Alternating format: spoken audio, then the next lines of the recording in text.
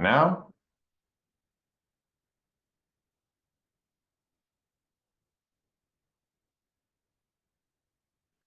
hello. We are still waiting for folks to join here. We've got a few folks in the waiting room that are just petering in. Let's give it a few more minutes for things to get started, and then we will get going.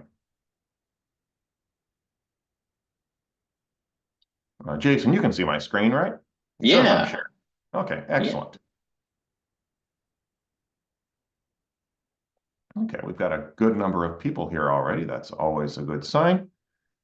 So why don't I go ahead and get started? We will have a recording of this available for anyone who wants to join in later. So thanks for joining, everyone. I'm Bill Neifert. I'm SVP of Partnerships here at Corellium. With me today, I have Jason Yamada, who is our Solutions Architect. I'm going to be doing the majority of the talking, since talking is what I do, but Jason will be joining us for the important stuff here a little later on to dive a bit more into the technology. So let's talk about what we're going to talk about. We'll have some high-level stuff. What is a virtual platform? Like to think we're all agreed on this, but it's interesting. If you go and Google virtual platform, you get all kinds of interesting stuff out there that isn't what we would normally call a virtual platform. So we'll do that. We'll talk about the value of a virtual platform. I've got to get the marketing stuff included in this. So we'll talk a bit about the value. We'll talk a bit about our technology. Our approach to virtual platforms is different than what's traditionally been done in this space. We'll migrate a bit then to talk about cloud native development, and how virtual platforms fit into this. Tying into this, Jason will take over and do some talk around GitHub Actions integration and give us a bit of a demonstration. I will then, retake control, talk a bit more about developing using virtual platforms, and I'll show you a bit of the Arm RD-1AE, which is our newest virtual platform, working together with Arm, and it's in the auto space. And then we'll have some time for Q&A. If there are any really important questions that come up during this, I will interject and try and answer them as they're going if I notice them. Otherwise, we'll do that for the end. So feel free to inject any questions that you may have in the Q&A panel at the bottom of your screen. So with no further ado, let's get started. So what is a virtual platform? And a lot of it depends upon what it is you want to do. It can represent a subsystem or a system or even a group of systems. And you'll see we've got some examples of these on the left here. And, all of these have been done as virtual platforms at various points in time. And you can even have a virtual platform that represents a bunch of other virtual platforms or a bunch of other systems. So, one man's system is another man's subsystem, and that seems to be the case in virtual platforms as well. They can typically be at differing levels of abstraction or completeness. I certainly, in my past, have worked a lot on cycle-accurate virtual platforms, or even approximately timed ones in here. Today, we're going to focus entirely on virtual platforms to be used for software development. So that seems to be more and more the dominant use case, in here. And certainly the technology that we'll be talking about is, coming at this from the functional perspective for software. One thing to keep in mind, though, is you don't actually need to have a physical device to be virtualizing in here. You can virtualize a device well before it actually exists, or may not even exist, if you wanted to have a completely virtual representation. But developing, a virtual platform before the actual product exists is where a lot of the traditional value has come from. This is a slide that I stole from Arm's auto announcement from earlier this year, talking about the value of virtual platforms. If you look at a traditional development approach, and which is typically used, especially in the auto space, you'll see, that it goes from IP available, designing the hardware, then you do software development, then you do system integration, and finally you're able to ship a product. And a virtual platform lets you start that software development, basically as soon as you understand what your IP is in here. So you don't need to wait for the hardware to be done in order to do this. You can start your software development early, which means you can start system integration early, which means you can ship the product early. And, and in a lot of spaces, this can be years earlier than would otherwise be possible, which obviously has fantastic time to market advantages. If you look at the problems that are coming up into this space, though, virtual platforms, can be used not just before silicon, but also after silicon is available. And if you look at this, especially with with the latest security vulnerabilities and such like this, you don't stop development on something just because the device ships. You need to keep creating updates and upgrades to this for years. In fact, the latest EU and UN regulations on cybersecurity state that you need to continue shipping software updates for 15 years after you stop shipping the device. So obviously, having a way to continually develop software throughout that lifetime is, of course, an extremely important to do. And if you've got a well-functioning virtual prototype or a virtual platform, then you can do this. In addition, if you look at, especially in the auto space, software upgrades and updates have been viewed as a fantastic revenue source on here. Most of the auto OEMs are touting that in 10 years, they'll be getting a major portion of their revenue through software-defined vehicle functions. And of course, having a virtual way to do this development means that your development costs can be substantially cheaper than maintaining a fleet of cars in order to do your testing. So that's a lot of the value on this. But let's talk about virtual platforms and how they've evolved. I'm lucky or unlucky enough, as the case may be, to have been around for most of this evolution in here as it goes. But if you look on this, virtual platforms started as entirely proprietary environments, coded, made using internal methodologies and such like this. Primarily done for mobile phones when it first started coming out. But I remember 20, 25 years ago seeing virtual phones coming up, and they would have the whole display and stuff on there, and doing that. And it was a great way to get up and running and test out every element of the design. And I'm sure these were working long before I got involved with them. But let's just stick to the past 25 years on here. As they started to get more value, standards started to emerge in here, and System C was born of this. And System C was great because it gave a nice standardized representation in order to do this, and basically a common language to do all of this. And quickly discovered that it wasn't just the language itself that needed standardization; it was the interface. So TLM standardization came out of that. Which is great because we now had standardized mechanisms to describe and deploy models, but they're slow. System C is inherently single-threaded, although there have been efforts to expand on this, and it's still a simulation running on top of what's traditionally an x86 platform. And since most of the devices that you're virtually modeling are ARM-based devices, this meant that you're basically running really slow. Now that there is a new generation of ARM servers available, either plug in on site or available in all the cloud providers, there's a new generation of virtual platforms based upon device virtualization, which means you can run orders of magnitude faster than you've been able to do with traditional methodologies. As you may guess, Corellium technology is based upon device virtualization. On here, I've been a really poor setup slide if I hadn't been doing it for that. Let's talk a bit about Corellium's technology in this space before we get into the value that it can offer. So Corellium's been around for about 6 or 7 years now, and up until a couple of years ago, we were focused primarily on mobile phone virtualization. In fact, even today, if you go to our main website, you will find, every iOS device running every version of iOS in jailbroken or non-jailbroken fashion. So you can find the iPhone 16 running iOS 18 in here and giving you the ability to spin this up. We do the same thing with Android devices as well, and have 7 through 14 supported. I think we're about to roll out 15 as well. And in addition to being able to just run the apps, we have the ability to virtualize most of the peripherals in here, including Bluetooth, camera, microphone, GPS, etc. You can even do go through and do some of the authentication mechanisms on here and virtualize some of that behavior. So these phones have been primarily used for doing vulnerability research, identifying vulnerabilities that may exist in the various operating systems, but also for security. We've got automated products here to do automated pen testing and analysis on here, and then taking all of that and then plugging it into a DevSecOps flow.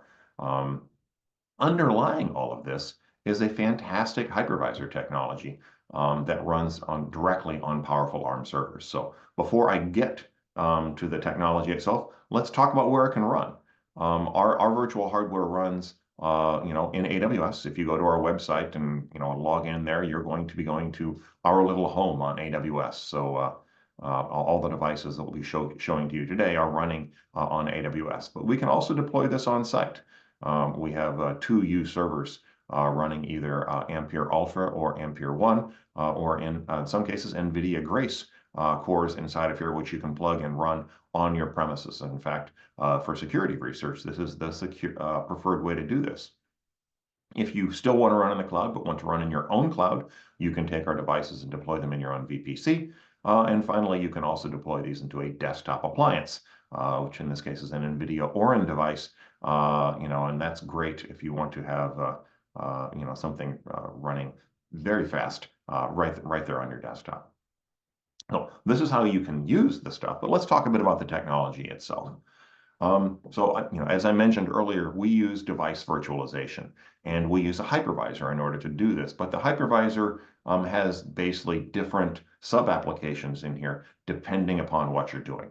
So if you look at the far left of the screen, on here, if you're running traditional OSs, in here on Cortex-A processors, then you're likely running directly on the hypervisor itself. So you're running at exception level 0 or exception level 1, running directly in the hypervisor. That hypervisor then runs directly on the underlying server. We don't have an operating system in the way, so we're what is called a type 1 hypervisor on here. This gives us the ability to directly take advantage of the features of the underlying hardware, run at fantastic speeds, and also do device virtualization much easier. The world is not all Cortex-A processors running at exception level 1 and higher, excuse me, 1 and 0, however. We have mixed criticality in here. And so, if you want to model R or M processors, especially traditional R or M processors, which are 32 bits, then we have a technology called ARM to ARM. And this basically remaps the instruction signal from the 32-bit into 64-bit native instructions, which then run native inside the hypervisor. And so we do this for Cortex R cores running 32 bits at exception levels 2 to 0, and for Cortex M cores. The nice thing about this is, since you have the ability to run at exception level 0, we can actually run hypervisors now, running in the Cortex R cores using ARM to ARM. If you want to get even more advanced, though, and start running 64-bit hypervisors in Cortex R or 64-bit hypervisors in Cortex-A, then we have a technology that we call sysARM that basically remaps 64-bit R and A instructions at any exception level, into basically running at EL1 or EL0, depending upon whether or not it's the board or the application in here. So the end executable itself doesn't realize what's happening in all here, but we are basically invisibly remapping to a different exception level. This means that you can take unmodified hypervisor code, and we've done this and demonstrated this with a QNX hypervisor, Zen hypervisor, and multiple others out here, run it unmodified in our systems, in here using sysARM, and all while running at fantastically high speeds. So we've talked about the technology. We've talked about where you can run the technology. Let's talk a bit about cloud native development, because ultimately you really want to be taking advantage of the cloud. It's where most modern software is being developed. As I've already said, you can develop on-prem if you want to, and we have solutions for that. But cloud is really where a lot of the new innovations are taking place. And if you want to modernize your development, it's going to be done in the cloud. And this is nice because virtual devices can leverage these cloud-based methodologies. You can use APIs to control, debug, and interface with other devices, so you can get this up and running in a nice deployable manner on here. Putting it in the cloud means you can scale things quickly and efficiently. You can easily go from running 1 to 100 instances just using various APIs in here. And the nice thing is if you've got well-behaved cloud devices, you now have complete control over costs in here as well. You're not being constrained by licensing costs, et cetera. From here, you are, if you're not running it, it's not incurring costs. When you are running it, your costs scale with how many of these are running. The cloud is pretty ubiquitous. You can take the same virtual device and deploy it worldwide, which means you're keeping pace with worldwide development teams on here. They can all be running the exact same image at the exact same time, and you can deploy new images out to them on here without needing to worry about shipping changes or worrying about what platform they may be on, or they may have a slight OS dependency, et cetera. From there, running in the cloud, you can easily standardize on these sorts of things. And of course, you can shift left doing this, but you can also shift right in here, as we discussed, and do things like OTAs and manage things from there. So you can start development before silicon and run for years after devices ship. So to dramatize this a bit, if you start with a virtual device, you can deploy it simply out to everyone. On here, you can control the access on how this is done. And certainly we have the means to do this here at Corellium, so that you can control who has access to this and give them access to this. And you can then link this with powerful tooling. The cloud is where modern software development is done. So there is a number of different tooling and integrations that you can take advantage of out here. Once you've used this tooling to identify bugs, then you can deploy snapshots and things like this to other team members, who may be able to QA this or fix this or things from there. But you have the ability to create these snapshots and deploy them out, which means you get quicker feedback on here. Get the fixes rigged in, easier patching, and then back into the virtuous circle of simplified deployment. Which is inherent in a CI/CD type flow, and Jason will be getting to that shortly. But just because you're running in the cloud doesn't mean you're cloud native.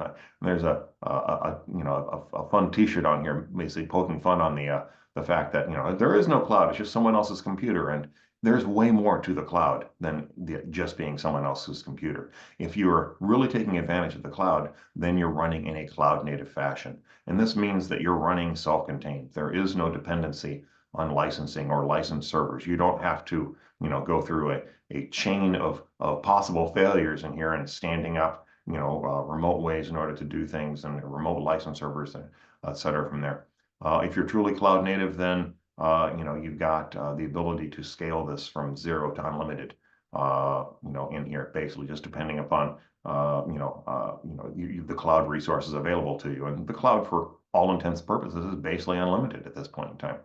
You've got API controls on here, and this is, a huge ease of use thing, and you'll see it when Jason gives his demo here in a second.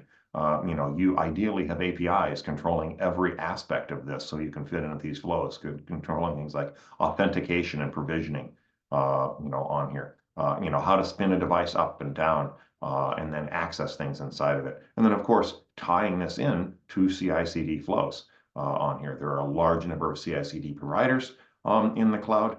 If you've done your work properly, you can integrate directly in with all of these, and take advantage of these. And of course, being in the cloud means that you can now deploy this worldwide. So you've got a standard set of platforms on here, that can be used. You can take a snapshot in one area and easily hand it off to someone else in order to enable them to get up and productive without saying, okay, now you need to worry about having this exact OS revision, this exact platform, et cetera. From there, it all just happens automatically for you. And so if you use the cloud properly, you can do that. And of course, you've got SaaS pricing on here as well. Software as a service is inherent in the cloud, and the more you use it, the more you pay. You don't use it, you don't pay.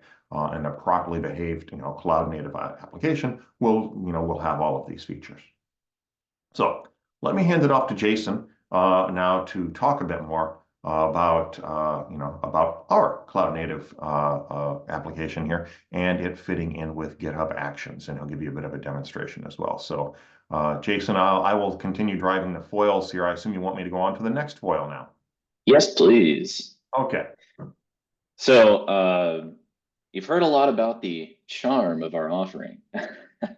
Now let's talk a little bit about our integrations SDK and some of the examples that we've come up with, as well as our API too. So a lot of our models come prepackaged with core model. If not, we have the ability to deploy it as well. Core model gives you access to a host of functionality that you can perform through our examples that we've pre-listed. On top of that, we have our Python examples, JavaScript examples, and our SDK as well, where you can interact with our instances, do your provisioning, manage your teams, be able to interact with the model, stop it, start it, take snapshots, a lot of that good stuff.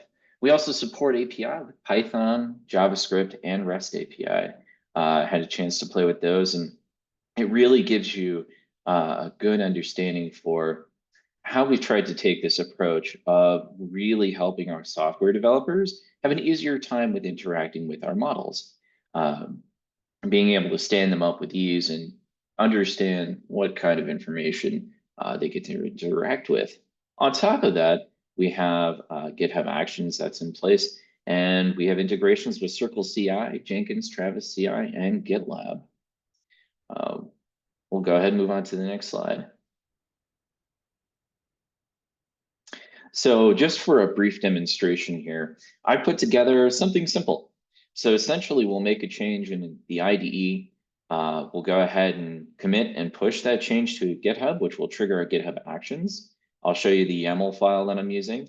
And then what we'll do is interact and create a Raspberry Pi on our Corellium model.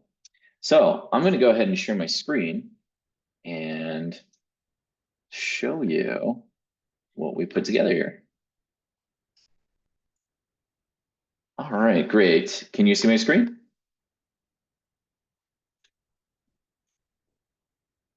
Okay, so on the main screen here is the YAML file. This is inside of my IDE. I'm using Visual Studio Code, but you can utilize any IDE, get some extensions or integrate with GitHub or any of the other CI/CD tools that you're looking to integrate. So pretty basic here, setting up a push. I'm passing in our project token and server to essentially be able to interact with our APIs. And then I'm setting our flavor. That's what we like to call our version of our model, operating system version, and gave it a name as well. So that way we can identify the name for future use. So I've already went ahead and made a basic change to a text file here. I'm just going to go ahead and commit and push. And now is where we're going to see the magic really happen. So once I push here, we're going to see this action kick off.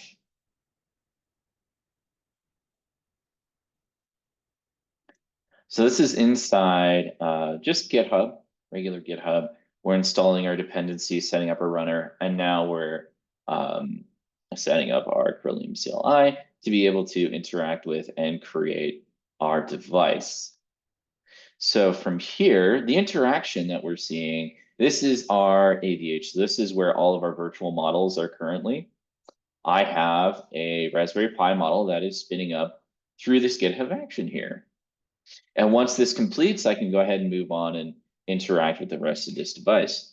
Now, just to give a little bit of background as to what is truly possible here, because we have access to these GitHub actions, our APIs, and our REST APIs, and our CLI, we can essentially stand up a runner that can perform SCP, SSH. So once this model stood up and once this completes, I can actually add additional functionality to my runner here to be able to interact with this model, upload a binary, run a compile or a make, run SSH scripts or run shell scripts through, and then be able to retrieve the results back to the runner and then add those as an artifact. So this is just a very basic example of just standing up the model, but from what we can see here, there is so much more that we are able to do and have access to just because we can interact at this GitHub Actions level. So once the device gets created, as you can see, and this is always the doesn't take too slowest much time. part, especially when you're doing a demonstration, right? In here, yeah. Absolutely, absolutely. But in comparison to, say, spinning up other simulators or other devices that might require more resources, or even a physical device as well, we can set this up. And the beauty of it is, too, at this point, we could also take snapshots and then share those snapshots with this model with everybody else. Or we could write a shell script that's configuring this model for future automation, future tool set updates, different firmwares and things like that. So as you can see here, our GitHub action completed successfully, and our device is ready. And that was all triggered through our IDE and our interactions between GitHub Actions and Corellium. Excellent. Thank you so much, Jason. Let me go back to sharing on my side on here. You're going to stick around for questions as they come up as well. All right, Jason? Mm-hmm. Excellent. Okay, so Jason just gave you an example of using our stuff tied in with GitHub Actions. Let's see what else is possible around around our stuff on this. So let's talk about developing using virtual platforms. So if you look at a normal deployment here on a device, you've got a variety of software and inputs into the process. If you're compiling for Linux, it's likely got a BSP. If it's AutoZAR, it's an MCAL. And here's some sort of board configuration, and you've got your OS and RTOS files. You've got applications potentially coming from your silicon vendor. You've got your own applications. You may have your large language models, and these basically all come together to form your binary image. This is what you want to load on the device, and in fact, for a physical device, this is exactly what you do. You take this binary image and deploy it out to your device, and then you connect this basically to your environment.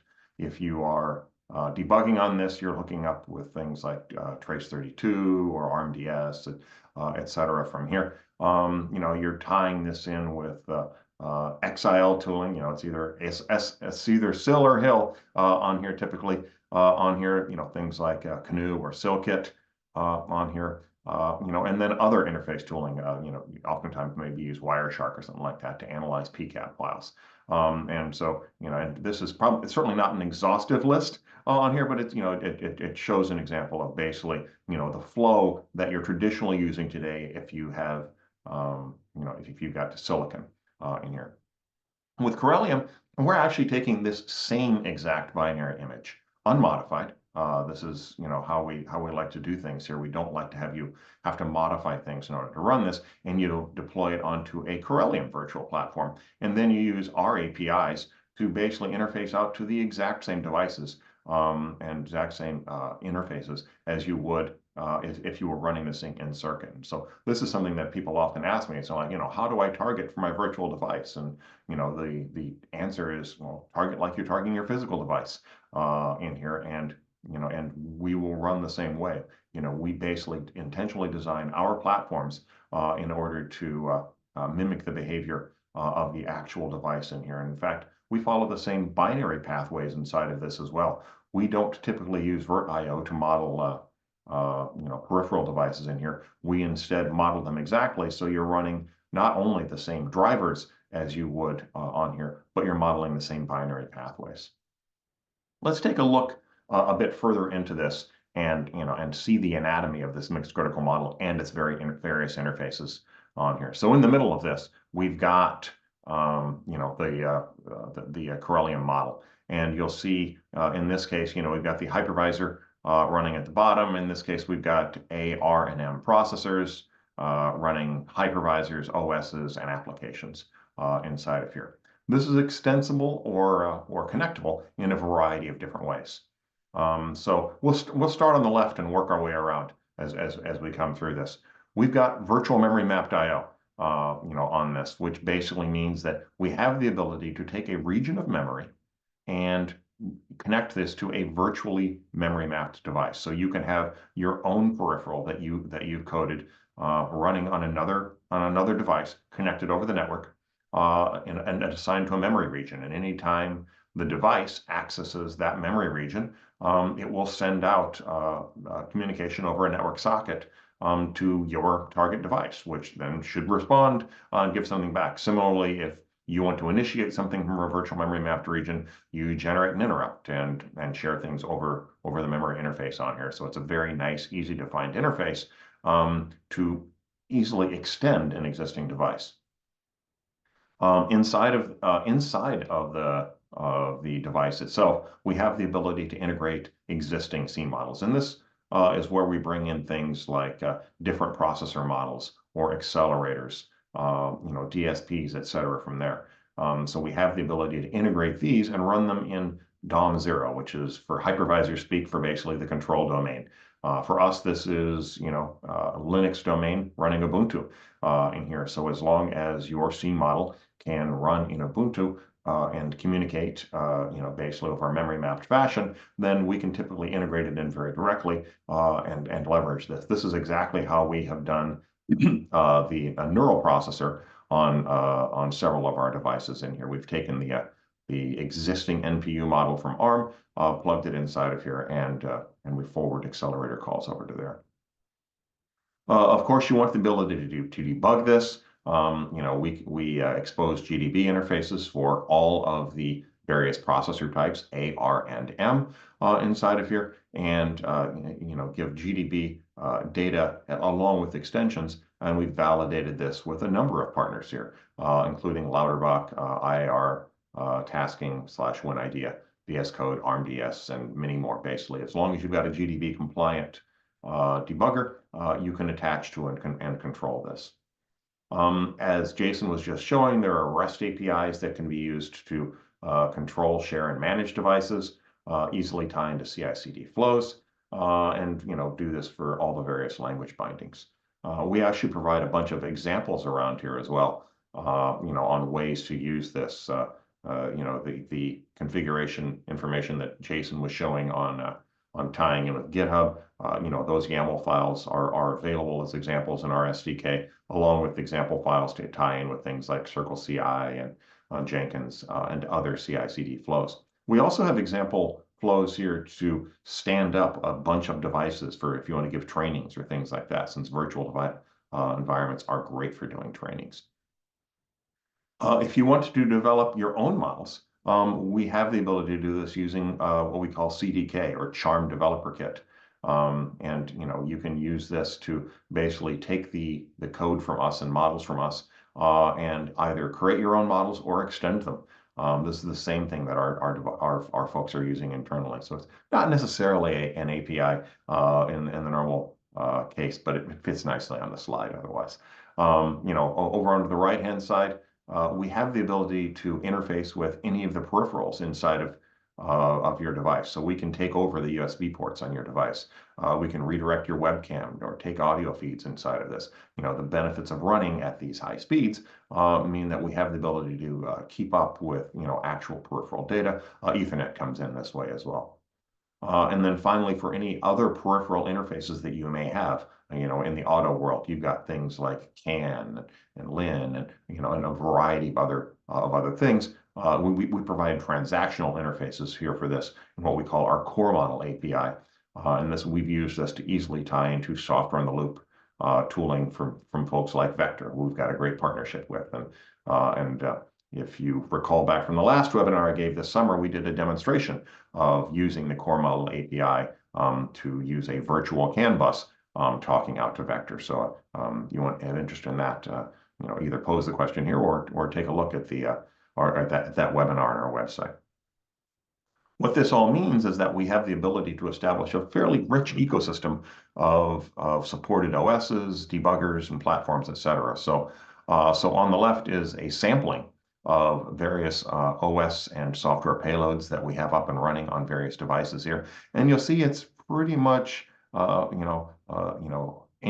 most software that you'd want to run, especially in automotive use case. We've got your AutoZar and QNX inside of here, and most of the various automotive OS flavors we're adding to this, all the time as we roll up more and more boards and bring in additional software payloads. Obviously, we need the ability to tie in with debuggers in with here, and we support pretty much all of the standard debuggers from this. We have hardware partnerships in place with Arm, NXP, ST, and Raspberry Pi, and are currently working on numerous additional ones as well. And then finally, integrating into various cloud flows. I talked a bit about the fact that we run natively in AWS or have Ampere boxes for doing on-site, but all of these have the ability to tie in with a lot of these cloud-based flows. Even when you're running on-site, you can use the same API definitions to interface with your on-site appliance. So you can take one flow and it'll be portable across your device no matter where it's modeled. If you look at traditional virtual prototypes here, they can't take advantage of a lot of these things because they take too long to develop, and by the time you get them, they're too late to add value. They run too slowly for modern workloads. If you look at the single-threaded model-based simulation that I was talking about earlier, it can take tens of minutes or even hours to boot, if you look at the Raspberry Pi model that Jason was just showing, that Raspberry Pi model runs 5 times faster than the actual Raspberry Pi. The delay you saw up front was us basically allocating the space for it, but actually once you've established a device, it boots extremely quickly. Traditional virtual prototypes will require you to modify codes or at least use different compile flags or model the peripherals too simply so you're not testing the actual device. And of course, traditional virtual prototypes don't have cloud-based pricing like what we have here. So we have a bit of time left in here, so let's talk a bit about the RD-1AE.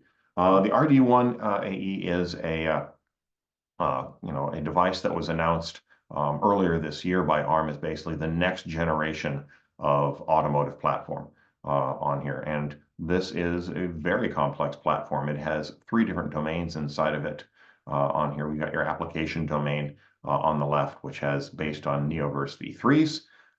It can have anywhere between 4 and, oh my God, I think you can support up to 64 of these inside of here. Our system for this has 4 represented. We can scale up to more if you need to on here, but you see inside of this, it's running a very complex software stack. You've got trusted firmware for Cortex-A, U-Boot, you've got Grub, and then the Zen hypervisor with various Linux payloads running inside of this in the application domain. In the middle, you've got a variety of safety islands, which are based upon the Cortex RD-2AE. You'll see 1, 2, and 4 cores. So we've got 7 cores of our RD-2AE represented inside of this. And then we have the security domains and control domains over here, which have been modeled using M55s and M7s. So you'll see it's a very complex set of OIP on here. And this, is all combines to integrate with an 8-stage boot process. We stole this diagram from an Arm website on here, basically showing the progress as it starts running inside the secure domain, in here, and then slowly branches out to boot up the safety islands, and then finally the application processors come in and through out of here. All told, this process, it can be fairly complex, but we've implemented the entirety of it, in our device here. And so let me show you the RD-1AE on here. Let me show you first, ARM virtual hardware itself. And so when you are using ARM virtual hardware, you've got a variety of devices available to you. Inside of here, we've got generic Android if you want to run apps. We've got the IMX93 and the RD-1AE. So let's actually bring that up. I don't want to watch it partition over here. So let's actually walk in the one that I have already, but we will watch it power up in here because this power up process is going to walk through all 8 stages of this in about 30 seconds in here. So we're booting, in an 8-step process here through every step of what we've just run through in a very fast amount of time on here. And in fact, I think I may not have. Yeah, so you see the last stage of this is Linux booting up on the application processors, on here, and it's coming up on this now. You'll see inside of this what we have represented is basically a console port into all of the various aspects of the RD1, going from the secure course, and you can see what's available there, to non-secure, which didn't display any information, the SCP, and then finally down, like I say, into the non-secure portion. And let's clear out any stuff in the buffer on here, and we can log in now on this, and you'll see it behaves just exactly like a Linux device, because it is a nice, well-behaved Linux device. It's running 13 cores of processes here, on here, running Linux right here. In this case, it's running based upon Zen. In here, you can load your own OS inside of this. We have documentation on doing this. We actually were just working with the Red Hat folks yesterday to get CentOS up and running on here as well. So this is available for you today to try out in a free trial, if you would like. So that's the RD1. Let us wrap things up a bit. We've talked a bit about models. I talked, a bit about the Charm Developer Kit earlier, and how to get your own models on that. That's the same tools that we use internally. It's appliance and a source code for all of the models in here. And as part of this, you get direct access to our engineering. Of course, you don't necessarily want to develop models yourself or pay us to do it. So we also have a great partnership with a company called the Judge Group. It's a multinational services team with a lot of experience, creating models for Corellium. We've used them to create some of our own models. Arm has used them extensively to create models, and they have also engaged with several other customers as well to create not only the models, but also the flows around them on top of this. They have a large group of scalable and trained engineers. And like I say, they have the experience of integrating this into flows as well. So, we have the ability not only to create models ourselves or enable you to do it, but we have the partnerships to do it as well. Finally, if you look at, how we overcome the traditional virtual prototype barriers, we have a variety of models which are available today, and which can be created using CDK, traditionally much faster than it takes to create models using System C. In here, our devices tend to run as fast or faster than real devices.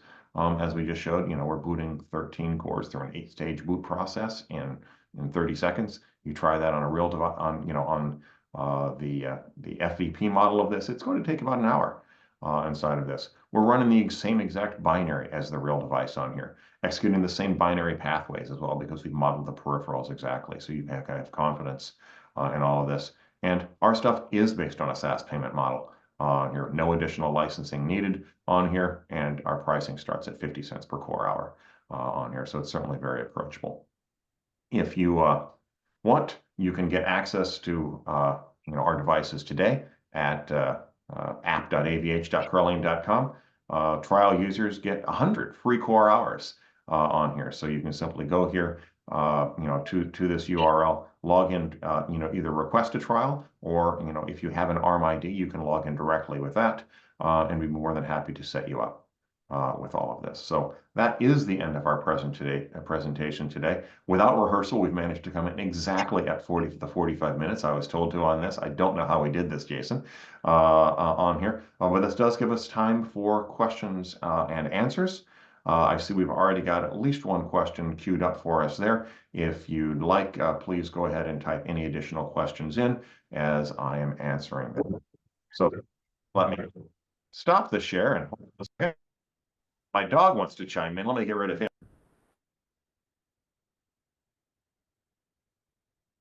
So it looks like we do have one question on for now, which is clock tick for clock tick.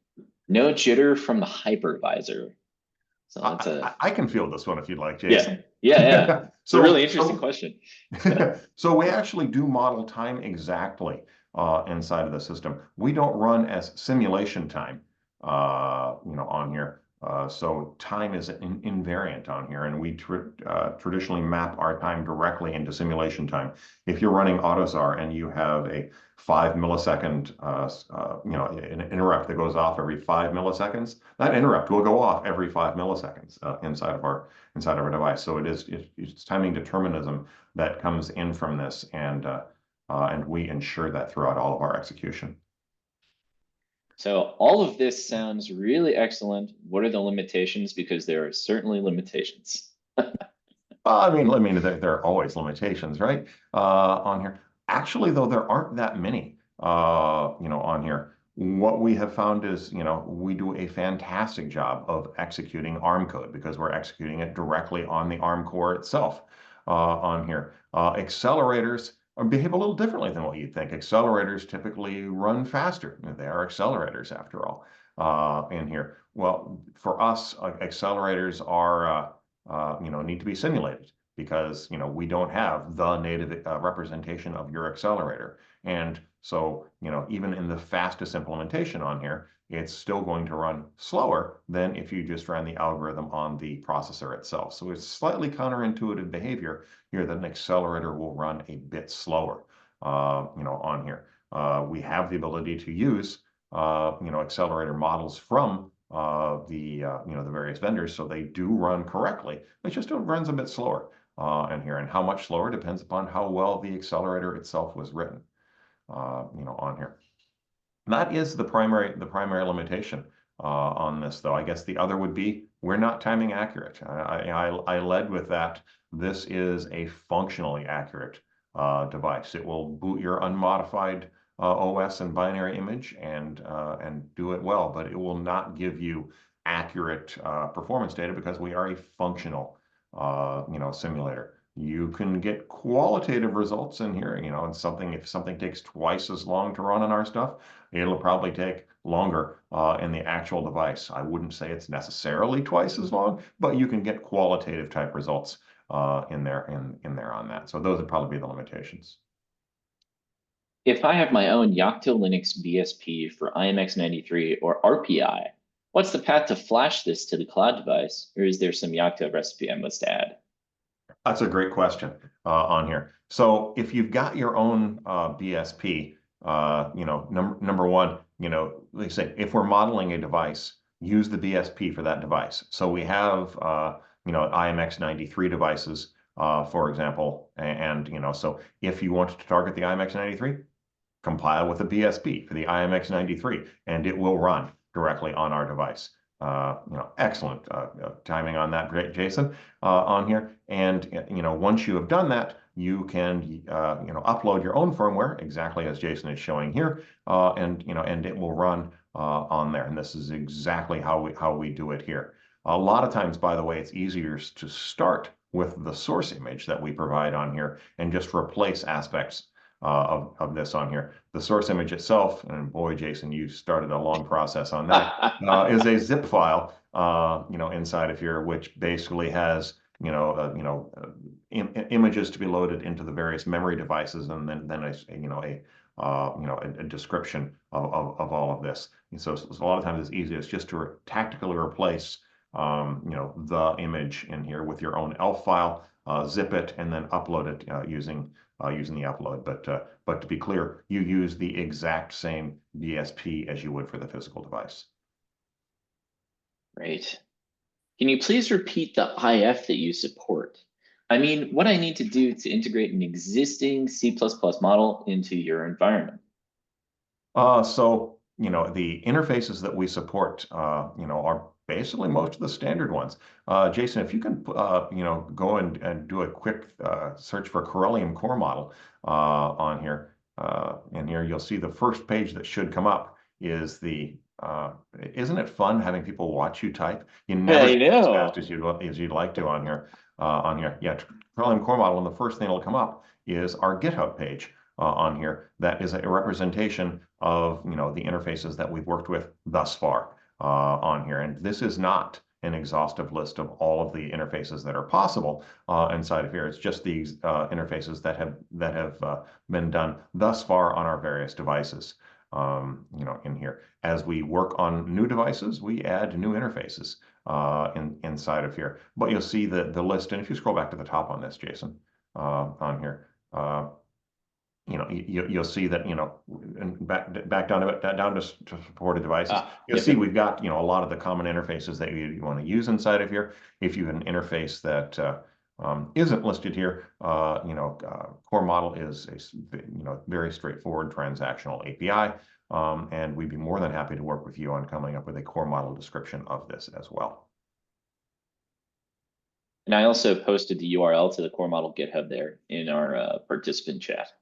Excellent. Thank you, Jason. Let's see. Are you able to speak about the technology you are using to virtualize the screen of the remote device? WebRTC? We are indeed using WebRTC under the covers to do this. And so therefore, you'd want to make sure that the WebRTC ports are open by your IT on this in order to connect in. We have the ability, since it's WebRTC based, to actually take this experience and embed it into your own experience as well. We have something called the web player for this. So basically, you take, the guts of the screen that Jason was just showing here, and then you can embed it directly inside your own web experience. You're then responsible for your own authentication, et cetera, from there. But you now have the ability to to run this inside of your design, since it's basically just WebRTC. So you can take the iframe and embed it inside of your flow as well. So you see, Jason is thankfully bringing up this on this. We've got client examples, which can be shown on this as well. And we have a number of partner companies that are using this today, primarily to do online training and security analysis. Do you have the ability to visualize the screen of a microcontroller as well? And the answer to this is yes. We were just showing this on a Raspberry Pi on here, where we're virtualizing the display on this. If your device has a screen, we have the ability to basically represent that. This is an LCD device built into our primitives on here. You can redirect any frame buffers or things like this, or redirect the output from a GPU onto this also. So we have a variety of methods of putting up a virtualized display. Great. So that covered all of the questions posted to the Q&A. Feel free to post any other questions, comments. Okay, we're not getting any more open questions, so we're going to do a last call on here and a wrap up on this. So Jason, thank you so much for joining in today. You gave a great demo. Thank you. We got to thanks Andrea. It's always good to speak with you. That covers it. Thank you everyone for joining us today. We'll be posting this webinar for video streaming later on today on our website, as we always do on here. So check back later on if you want this link. If you want to look at that link, or you want to share with any coworkers. Thank you so much for joining, and we look forward to working with you. Take care.